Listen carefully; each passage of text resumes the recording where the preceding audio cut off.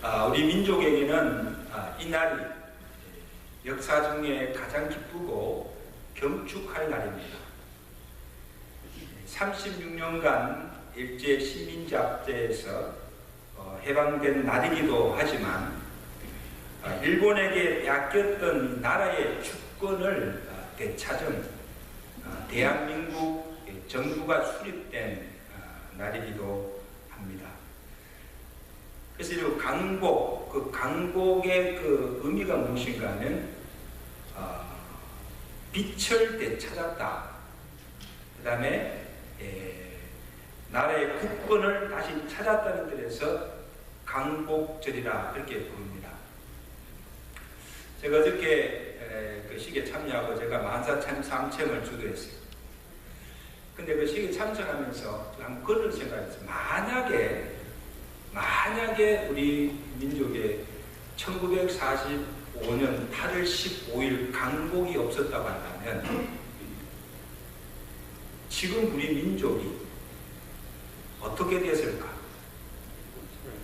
오늘같이 우리나라가 이렇게 자유롭게 정말 이게 부유하게 살 수 있었을까? 생각만 해도 끔찍한 생각. 큰일 날 뻔했다. 근데 이 강복을 누가 주셨습니까? 하나님께서 주신 것입니다. 그러므로 우리는 이 강복절을 맞이할 때마다 정말 우리 민족에게 이 해방과 강복의 기쁨을 주신 하나님께 감사하지 않을 수가 없습니다.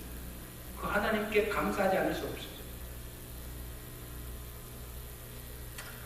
여러분, 이스라엘 민족에게도 이 강복절에 버금가는 절기가 있습니다. 그 절기가 뭐예요? 유월절입니다. 우리는 일제에게 36년 동안 압제를 당하였지만 이 이스라엘 민족은요, 나라도 잊어버리고 애굽의 종으로 끌려와서 애굽의 바로왕 밑에서 430년간 압제와 고통에 시달렸습니다. 36년이 아니고 몇 년? 430년간 노예 생활을 했습니다. 그러므로 이 이스라엘 스스로는 자력으로는 도저히 바로의 손에서 벗어날 수가 없습니다. 그래서 하나님께서 이스라엘 백성들의 고통과 신음소리를 들으시고 그들을 구원하고자 모세를 세워서 바로에게 보내어 능력과 이적을 행하신 후에 그 이스라엘 백성들을 바로의 손에서 건져주시고 그 민족에게 해방의 기쁨을 주십니다. 여러분, 지난 시간에 우리가 살펴본 대로 하나님께서 애굽 땅에 10가지 재앙을 내리시고 그 재앙을 통하여서 하나님만이 참신이 되시고 하나님만이 참 구원자가 되심을 온 이스라엘뿐 아니고 애굽 사람들로 하여금 알게 하시고 믿게 하신 후에 그 이스라엘 백성들을 애굽에서 구원하여 주신 줄로 믿습니다. 이게 이스라엘 백성들에게는 강복절입니다. 바로가 언제 여호와께 굴복하고 여호와의 말씀대로 그의 백성들을 내어 보내줍니까? 언제? 마지막 장자의 재앙이 임한 후에. 그래서 애굽 온 집에 처음 난 것, 장자들이 죽음을 당하는 그 재앙을 주었을 때에 하나님께서 이스라엘 백성들의 집은 그 장자의 재앙이 임하지 않도록 모세에게 그 재앙을 피할 수 있는 해결책을 들려주시고 이스라엘 백성들로 하여금 그의 명대로 행하도록 명하여 주셨습니다. 그 내용이 오늘 보면 12장 3절에서 7절 말씀인데 시간까지 제가 읽지는 않고 이런 내용입니다. 자, 너희가 첫날에 가족 수대로 허먹고 어린 양이나 소를 제물로 잡아라. 그리고 그 제물을 죽이고 그 피를 담고 우슬처럼 그 피를 적셔서 문인방과 좌우 문술제마다 그 피를 발라라. 그리고 아침까지 한 사람도 집 밖에 나가지 말라. 그렇게 명하여 주셨습니다. 그리고 13절에 보세요. 13절에 이렇게 뭐라 했습니까? 내가 애굽 땅을 칠 때에 그 피가 너희가 사는 집에 있어서 너희를 위하여 무엇이 되리라? 표적이 되리라. 그래서 내가 그 피를 볼 때에, 누가? 하나님이 내가 그 피를 볼 때에 너희를 넘어가리니 재앙이 너희에게 내려 멸하지 아니하리라. 이렇게 말씀하셨습니다. 자, 보세요. 장자의 재앙이 임하는 그날 밤에 이스라엘 백성들의 집은 여호와의 사자가 무엇을 보고 그 문설주에 발린 어린 양의 피를 보고 넘어가서 재앙으로부터 구원함을 받았습니다.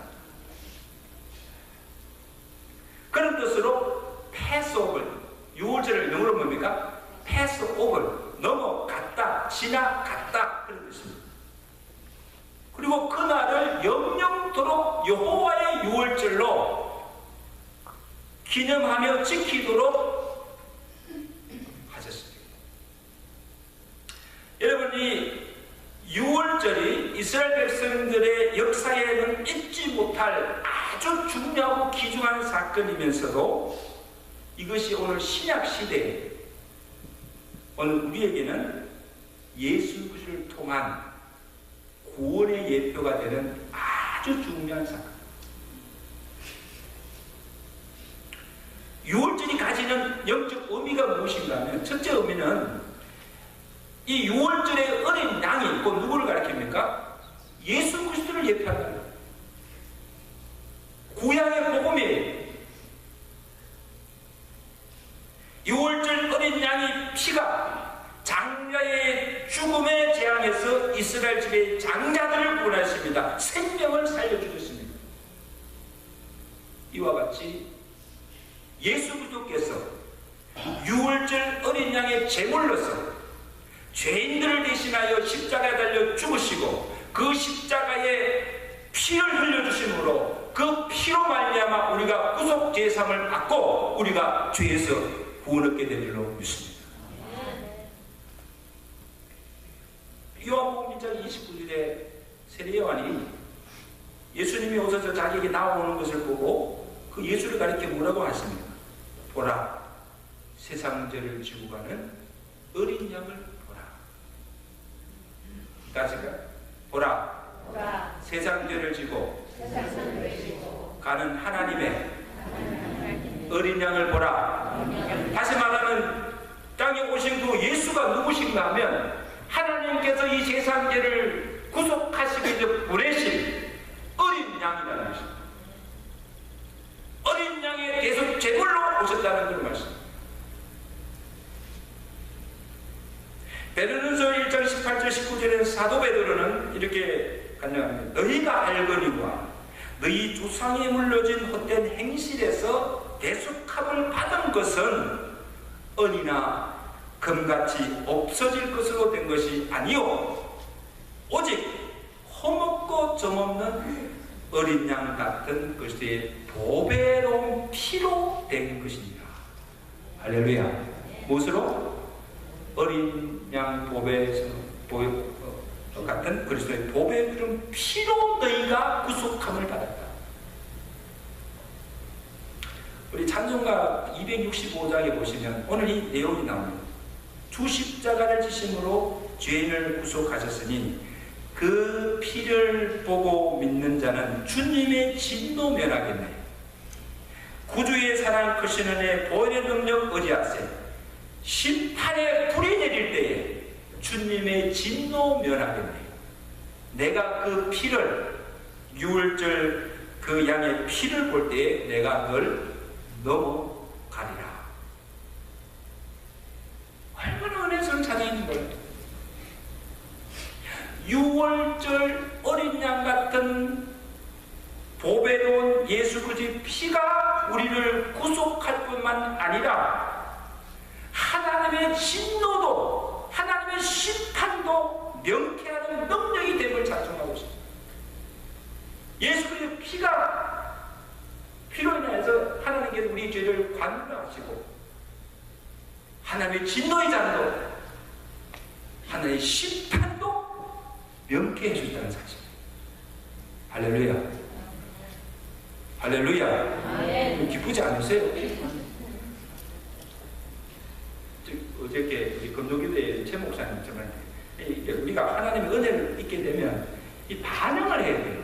말씀의 은혜가 되면 아멘으로 반응하든지, 아니면 정말 하나님의 구속 은혜를 우리가 정말 깊이 깨달아 안다면 우리의 삶으로 그걸 보여줘야 됩니다. 근데 하나님은 가시면 아니죠, 그죠? 할렐루야. 네. 아멘으로 반응해서 정말 그것이 정말 믿어지고, 정말 그것이 은혜가 되고, 정말 그것이 감사하다면 표현해야죠. 둘째 의미는 하나님께서 요구하시는 구원의 조건은 믿음이라는 사실입니다. 자, 여러분, 이스라엘 백성들에게 가족 수대로 양을 잡아서 죽인 후에 그 피를 좌우 문설주의 인방에 바르라고 명하십니다. 저는 여러분이 만약에 이스라엘 백성들 같으면 모세가 그날 밤에 이스라엘 백성들 이렇게 이야기하면 거기에 동의하십니까? 그 말을 이해하시겠어요? 이스라엘 백성들로서는요, 왜 갑자기 양을 잡아 그 피를 문설주의 인방에 바릅니까? 페인트도 아니고 피를 왜 바릅니까? 그리고 어떻게 해서 그 피가 그 죄양을 명쾌할 수가 있습니까? 상식적으로 이해가 되지 않는 말씀이에요. 잘 이해가 안 되고 내가 볼 때 참 미련하게 보이다 할지라도 여호와의 말씀을 믿고 그대로 순종하는 것이 그들이 살 수 있는 길이요, 그들이 하나님의 재앙을 면할 수 있는 유일한 길이라는 거예요. 여러분, 이것이 복음입니다. 다른 방법이 없어요. 오직 한 가지, 예수 그리스도를 믿는 것밖에 없습니다. 그래서 이스라엘 백성들은 여호와께서 명하신 대로 믿음으로 순종하여서 다 이스라엘 집집마다 양을 잡아서 그 피를 문술주에 바릅니다. 바름으로 말미암아 그날 밤에 사자가 진 문술주에 발린 피를 보고 지나감으로 죄악을 면하였습니다. 생명이 구원을 받았습니다. 죽을 생명이 구원을 받았습니다. 그러나 애굽의 온 집은 장자와 가축의 처음 난 것까지 다 재앙으로 죽음을 당했습니다. 그래서 오늘 보면 12장 30절에 보면 그날 밤에 바로와 그 모든 신하와 모든 애굽 사람이 일어나고 애굽에 큰 부르짖음이 있었나니 왜? 이는 그날에 죽임을 당하지 아니한 집이 하나도 없더라 했습니다. 여러분, 이스라엘과 애굽을 구별짓는 것이 뭡니까? 문설주에 있는 피입니다. 피가 있을 때는 이스라엘 하나님께서 이스라엘 백성들을 보내주시고, 피가 없는 집은 다 장자의 죽음을 당했습니다. 한 사람도 예외가 없습니다.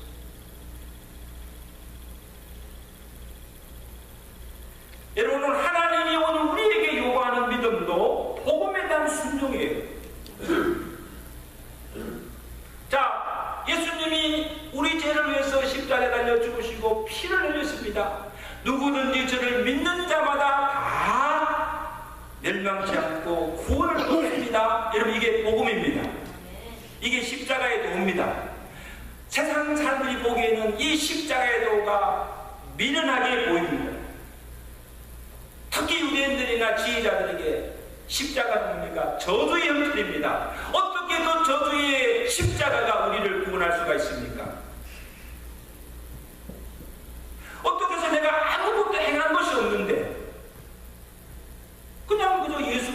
믿기만 하면 구원을 얻습니까? 뭘 해야지요. 선한 일을 하고 어떤 내가 뭐 의가 있어야 구원을 얻지. 어떻게 그냥 예수를 믿기만 하면 구원을 얻습니까? 그래 요즘도요. 뭔가 자꾸 하려고 해요. 뭘 내가 하나님께 선을 쌓고 뭘 해야 구원을 얻는다고 생각합니다. 여러분 그렇지 않습니다. 민수기 21장에 불뱀 사건이 나타나요. 이스라엘들이 광야 생활을 여호와를 하나님을 원망하다가 불뱀에 물려 죽게 되는 그런 일이 일어났습니다. 불뱀에 물려 죽어갈 때 모세가 하는 게 중국 기도할 때 하나님께서 불뱀에 물린 자들이 사는 비결책을 가르쳐 주셨습니다. 모세에게 뭐라 했습니까? 모세야, 녹뱀을 만들어서 장대에 달아서 올려라. 그러면 불뱀에 물린 자마다 그 장대를 쳐다본 적 살리라. 이게 복음입니다. 어떻게 지금 불뱀에 몰려서 족이 쫙 퍼졌는데 그냥 녹뱀을 쳐다보기만 산다니까 무슨 그런 게 있느냐. 믿지 않는 자들도 있었어요. 그러나 그 말씀을 믿고 순종하고 불뱀에 물린 자들이 그 녹뱀을 쳐다본 적 다 살림을 받은 줄로 믿습니다.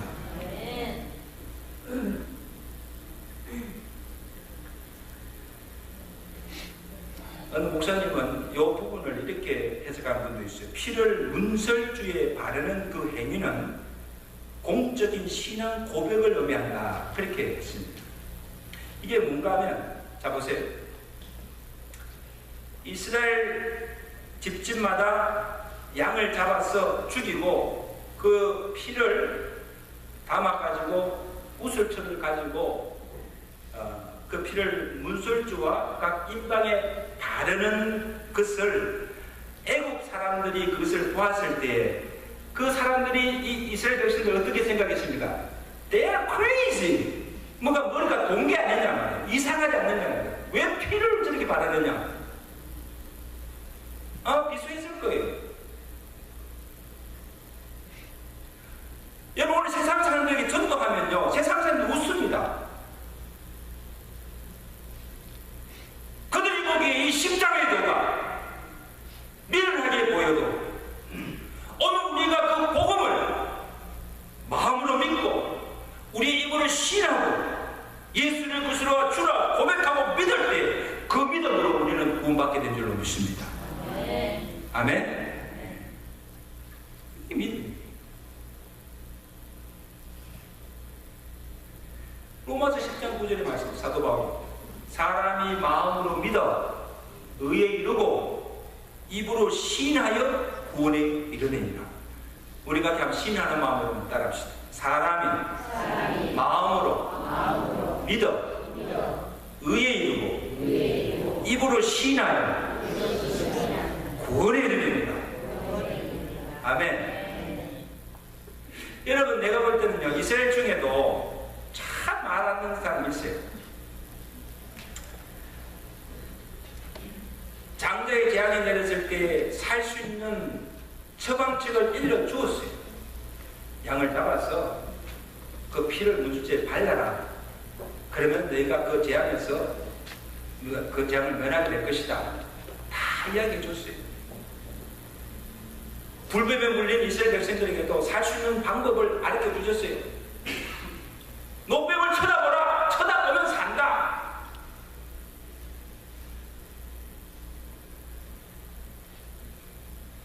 그런데 무슨 그럴 리가 있어.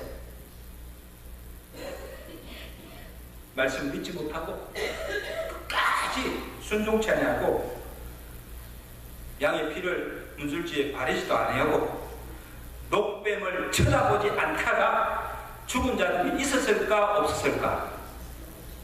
있었어요. 있어요.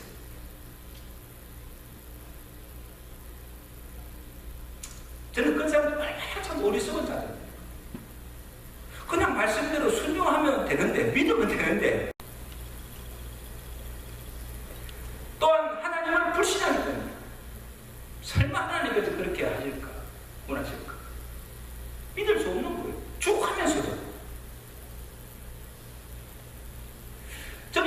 보세요. 오늘 우리 중에도요. 오늘 우리 중에도 복음을 전해요. 복음을 들었어요. 근데 그 복음을 듣고서도 끝까지 믿지 않고 순종치 않은 자들이 있습니다. 있어요, 없어요? 있습니다. 근데 그 사람에게는요, 더 이상의 긍휼이 필요 없습니다. 끝까지 믿지 않고 순종하지 않는 자들에게는 하나님의 심판과 멸망밖에 없다는 사실을 여러분 기억하시기 바랍니다. 아멘. 아멘. 여러분, 오늘 우리 성도들도 세상 사람들 뿐 아니고 오늘 성도들 중에도 보면요, 하나님의 말씀을 들어요. 이렇게 살아라 저렇게 살아라 한 말씀을 들으면서도 그 말씀대로 살지 않아요. 순종하지 않아요. 그럼 복을 못 받죠. 순종하면 복을 받는다고 하는데 그 복을 그냥 걷어차는 거예요. 얼마나 안타까워요. 오늘 우리 말씀이 들려지고 그 말씀이 믿어지면 그 말씀대로 순종하신 여러분 되시길 주 안에 축원합니다. 믿으세요. 그냥 믿으세요. 자꾸 따지고 그냥 그렇게 하지 마시고 계산하고 따지고 하지 마시고 그냥 믿으세요. 복음은요, 여러분 단순한 거예요. 심플한 거예요. 신앙생활도요 아주 단순하고 심플해요. 너무 생각이 많고 너무 따지고 할 때는요 제대로 믿지는 못해요, 여러분요.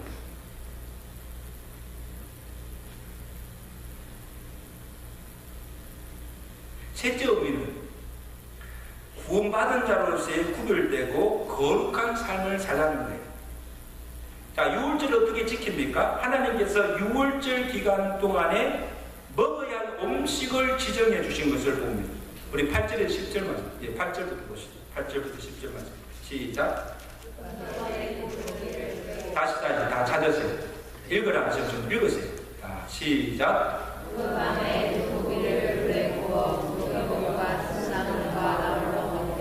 날 것으로라 물에 삶아서 먹지 말고 머리와 다리와 내장을 다 불에 구워 먹고 아침까지 남겨두지 말라.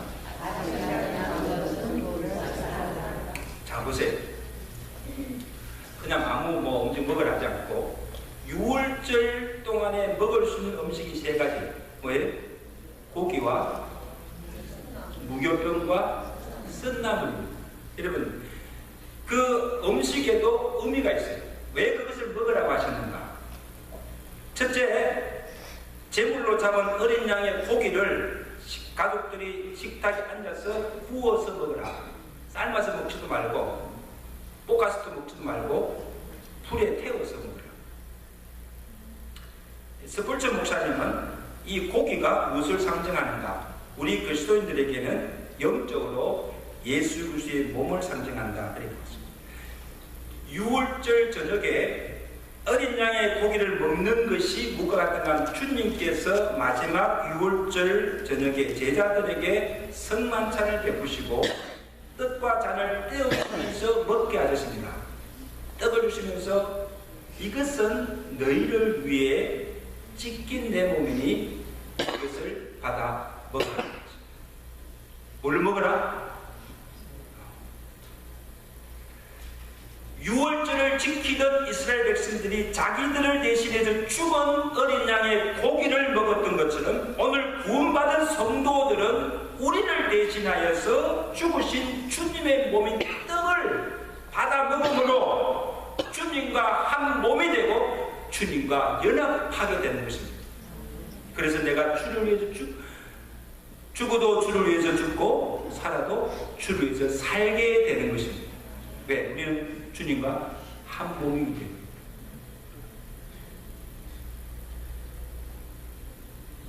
그러므로 6월절을 지키며 이스라엘 백성들이 6월절을 지키며 주께서 베푸신 구원의 은혜를 기억하며 감사하듯이 그것을 늘 기념하며 감사하듯이 성만찬을 우리가 행할 때마다 주의 성찬에 참여할 때마다 주의 죽으심을 기념하며 그 속에 은혜에 감사하며 살라는 거예요.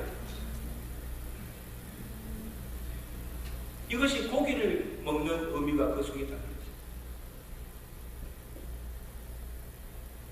둘째는 뭘 먹었어요? 무교병. 이 무교병이 뭔가 하면 누룩을 넣지 않고 구운 빵이에요. 그래서 이스라엘 백성들은 하나님께 제사를 드릴 때도 무교병을 사용하였습니다. 여러분, 성경에서 이 누룩은 무엇을 상징하는가 하면 부패하고 더러운 것, 곧 죄악을 상징합니다. 그래서 고린도전서 5장 7절에 사도 바울이 너희는 누룩 없는 자인데 새 덩어리가 되기 위하여 묵은 누룩을 내어 버리라. 우리의 유월절 양 곧 그리스도께서 희생이 되셨느니라. 이러므로 우리가 유월절을 지키되 묵은 누룩도 말고 악독한 누룩도 말고 오직 순전함과 진실함과 누룩 없는 떡으로 하자. 참 이상한 말씀이에요. 자꾸 누룩을 이야기해요. 누룩이 없는 무교병을 먹는 이유가 무엇인가 하면 이전에 너희가 애굽에서의 죄악된 삶을 다 청산하고 죄를 멀리하고 이제 구원받은 하나님의 백성으로서 순전하고 깨끗하고 정결하고 거룩한 삶을 살아가는 것입니다. 이게 무교병을 먹는 거예요. 그 다음에 썬나물. 여러분, 나물 중에도 썬나물 있죠? 우리 채소 중에 뭐가 씁니까? 쑥이 씁니까? 아닙니까? 모르겠어요. 하여튼 먹으면 막 쓴 거. 제가 요즘 집사람이 매일 아침마다 해주는 거, 먹기 싫은 거. 뭐? 비를베리. 그 당뇨에 좋다 그래가지고 그냥 매일 그걸 그냥 갈아서 주는데 약이라고 먹어요. 근데 지금 이스라엘 백성들이 6월절에 그 비를베리를 먹었는지 모르지만 아마 이스라엘 채소 중에 쓴 나물이 있었던 것 같아요. 그것을 고기와 함께 먹는 거예요. 근데 왜 이 쓴 나물을 먹게 했었는가? 그 쓴 나물이 상징하는 것이 무엇인가 하면 두 가지. 하나는 너희가 애굽에 살 때에 바로 밑에서 앞쪽에 살 때 그 고생하던 그날을 기억합니다. 너희가 여호와께서 너희를 그 애굽의 고통에서 건져주지 않았다면, 구원해주지 않았다면 너희가 지금 어떻게 살겠는가? 그 한번 생각해보라는 거예요. 쓴 나물을 먹으면서 오늘 우리 민족이 만약에 하나님께서 강복을 주지 않았다면 지금도 여전히 그 일본의 그 악한 일본의 압제 속에서 고통당한 살지 않았겠는가? 그날을 한번 생각해보라는 거예요. 그러니까 구원은 받은 구원이 얼마나 감사하겠어요. 이스라엘 광야 생활에 광야 40년 동안 광야 생활할 동안에 너희 광야에서 고통당한 그때를 생각해보라는 거예요. 가나안 땅에 들어가기 전에, 그리고 가나안 땅에 들어가서 살 동안에 유월절을 지키면서 썬나물을 먹으면서 그 광야 생활 동안에 그 어른 고통스러운 세월을 생각해보라는 거예요. 얼마나 감사한 거예요. 얼마나 감사한 거예요. 여러분, 우리가 지금요 사는 김에 힘들고 막 불평하고 원망하죠. 한번 여러분 정말 고생하신 그 시절 돌아가고 고래고개 시절 한번 찾아가 보시고, 여러분 처음 이민 와서 정말 두 짝 세 짝 뛰어가면서 고생하는 그때를 한번 생각해 보세요. 지금 사는 것이 얼마나 감사해요. 할렐루야. 감사하시면 아멘. 얼마나 감사해요. 여러분, 불평할 거 한 대도 없어요. 쓴 나무를 기억해야 돼요. 쓴 나무.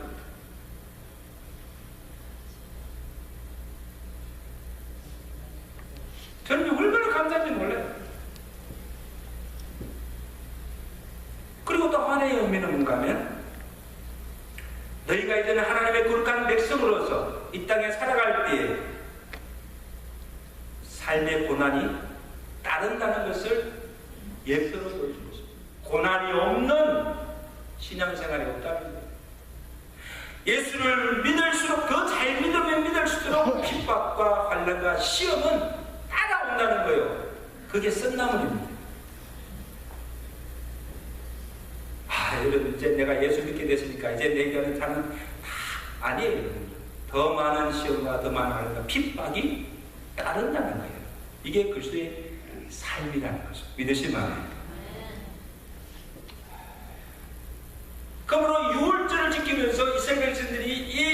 음식을 먹을 때마다, 고기와 무교품과 쓴 나물을 먹을 때마다 이제 우리는 하나님의 새로운 백성이 되었고 새로운 삶을 살아야 되겠다는 그런 다짐입니다.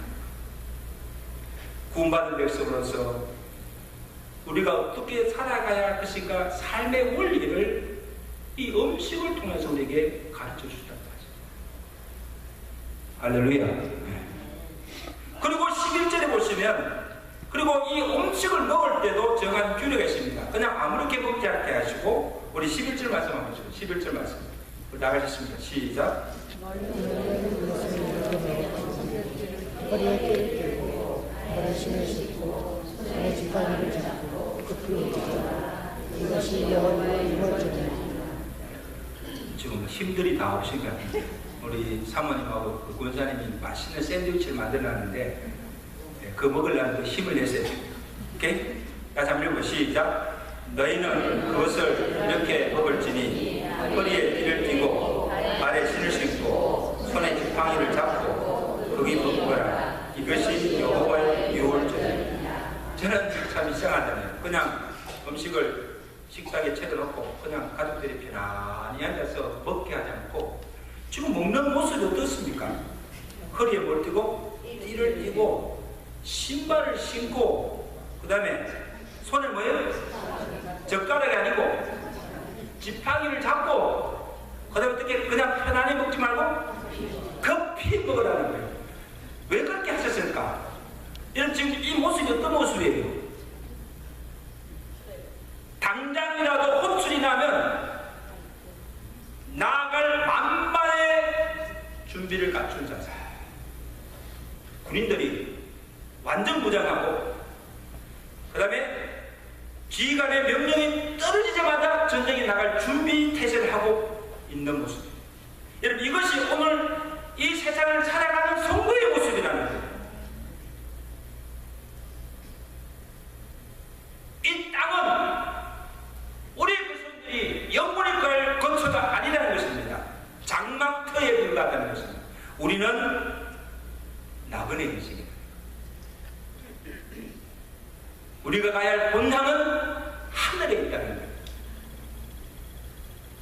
그러므로 너희가 애굽을 지나왔으니까 지나온 애굽을 돌아보지 말고 뒤돌아보지도 말고 그 애굽의 마음을 두지도 말고 하나님이 약속하신 저 약속의 가나안 땅을 향해서 앞으로 전진하여 나아가는 것입니다. 믿으시면 아멘. 여러분요, 우리 그리스도인의 삶은요 뒤를 돌아보는 삶이 아니에요. 앞을 향해서 나아가는 삶입니다. 표대를 향하여 달려가는 삶입니다. 믿으시면 아멘. 쟁기를 잡고 뒤를 돌아보는 자는 주의 날에 합당치 않다고 했습니다. 언제라도 이 땅을 떠날 준비, 주님이 오라 하시면 언제라도 주님 앞에 설 수 있는 그 준비를 하며 살아가는 것이 오늘 우리의 삶인 줄로 믿습니다. 그렇게 살아가는 거예요. 여기가 좋사오니 하고 그냥 이 땅이 영원한 것인 줄 알고 평생 그렇게 살 줄 알고 그 살다 보면 다 영적으로 다 병들어서 다 죽게 된다. 살성도 여러분, 이제 말씀을 정리하겠습니다. 유월절은 이스라엘 백성들에게 해방의 기쁨을 주는 역사적인 사건이기도 하지만 출애굽 후에 달라진 이스라엘 백성들의 정체성과 그들의 삶이 어떠함을 보여주는 아주 중요한 계기가 되는 사건.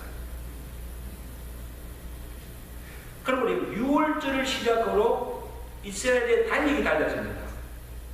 6월절을 시작으로 첫 달이 시작이 됩니다. 1월 1일로 새로운 해가 시작되고 6월절을 계획해요. 이스라엘 백성들이 새로운 존재로 태어나고 새로운 삶을 살게 되는 것이 6월절이죠. 그러므로 하나님의 백성으로서 6월절을 지키지 않는 자는 백성 중에서 끊어집니다. 하나님의 관계가 단절됩니다. 그리고 이 이스라엘 백성들이나 유다 백성들의 역사를 보십시오. 그들이 하나님을 잊어버리고 유월절 절기를 지키지 않을 때 하나님께서 그 땅에 재앙과 전쟁을 보내서 고통당하게 하신 것을 보게 됩니다. 유월절 절기 하나 안 지켰는데, 여러분들 유월절 절기가 절기만이 아니에요. 하나님을 잊지 않고 산다는 거예요. 하나님의 명령을 지키며 산다는 거예요. 이게 유월절입니다. 여러분, 오늘 저와 여러분에게서 유월절은 무슨 날입니까? 여러분들이 구원받은 날. 예수 그리스도를 믿음으로 말미암아 내가 구원받은 날. 그 여러분에게는 영적인 유월절입니다. 믿으시면 아멘. 그 날이 있었기에 내가 그리스도 안에서 새롭게 태어났습니다. 새로운 피조물이 되었습니다. 완전히 새로운 존재로 바꾸어졌습니다. 그것뿐 아니고 이제 내가 그리스도 안에 새 사람으로서 새로운 삶을 살아야 할 책임이 우리에게 있다는 사실을 기억하시고 늘 주님의 은혜 가운데 구별되게 거룩하게 살아가시는 하나님의 백성들 되시길 주의 간절히 축원합니다.